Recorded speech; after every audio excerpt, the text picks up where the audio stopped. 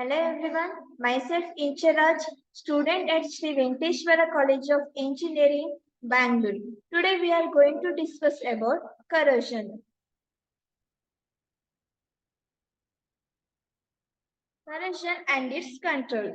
The contents are introduction, causes of corrosion, corrosion reaction, types of corrosion, how to prevent corrosion, conclusion. First, the introduction of corrosion. The destruction of a metal by chemical or electrochemical reaction with its environment. Physical or mechanical wearing away of a metal is not called corrosion, but is called erosion. If corrosion and erosion takes place together, the destruction of the metal takes place very much faster. The corrosion is an unintentional attack on a material by reaction with a surrounding medium. The corrosion problem should be very seriously considered in all those cases where the structure or the equipment is made to last many years, say 20 years. The definition of corrosion. Corrosion is the deterioration of materials by chemical interaction with their environment. The term corrosion is sometimes also applied to the degradation of plastic, concrete, and wood, but generally refers to metal. Rusting of iron. See, this is the equation of rusting of iron. Formation of green rust. Causes of corrosion. The chemical combined state of the metal is known as ore.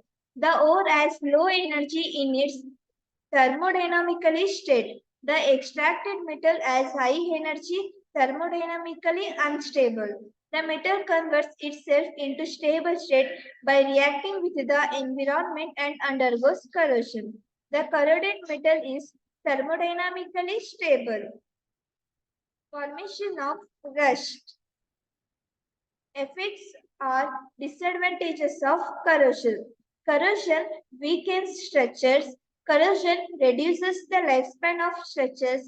Corrosion increases maintenance and replacement costs. Corrosion can cause structural failures. Corrosion can lead to environmental pollution. Corrosion can cause equipment malfunction or failures. Corrosion can compromise the safety of people and the environment. The examples of corrosions. Now, let's come to types of corrosion. Galvanic corrosion, fitting corrosion, intergranular corrosion, waterline corrosion. The first one is galvanic corrosion.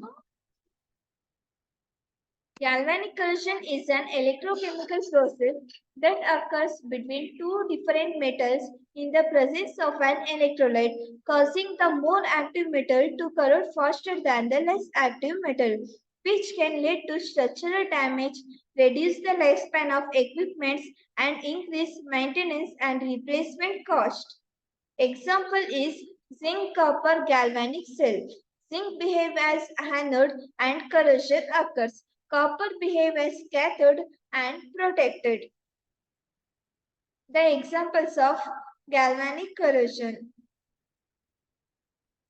Fitting corrosion. When corrosion starts on a metal surface at certain spots, they become less open to oxygen, with the result that corrosion proceeds faster at those very spots, making deeper and deeper cavities. Fitting corrosion can be explained on the basis of differential aeration. The fit created becomes deeper, its bottoms become less open to oxygen, which make it more anodic. The part which has higher oxygen concentration is cathodic. The next one is waterline corrosion.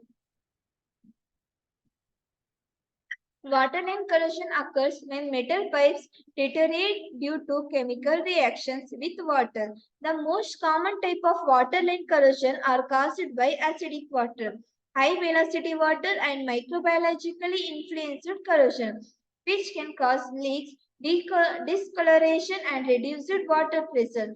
To prevent waterline corrosion, it is important to maintain proper water chemistry, control water velocity, and use corrosion-resistant material such as plastic or coated pipes. How to prevent corrosion?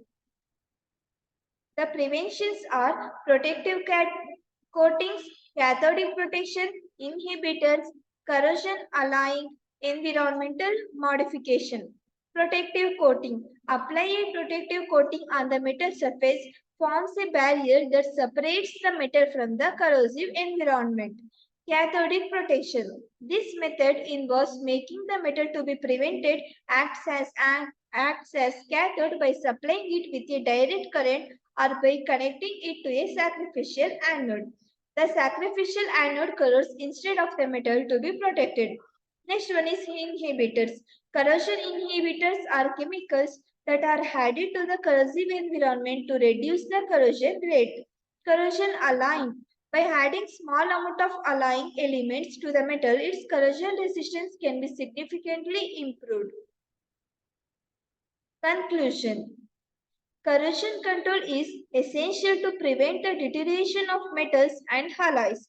Various techniques such as protective coatings, cathodic protection, inhibitors, alloying environment modification, and design consideration are employed to control corrosion.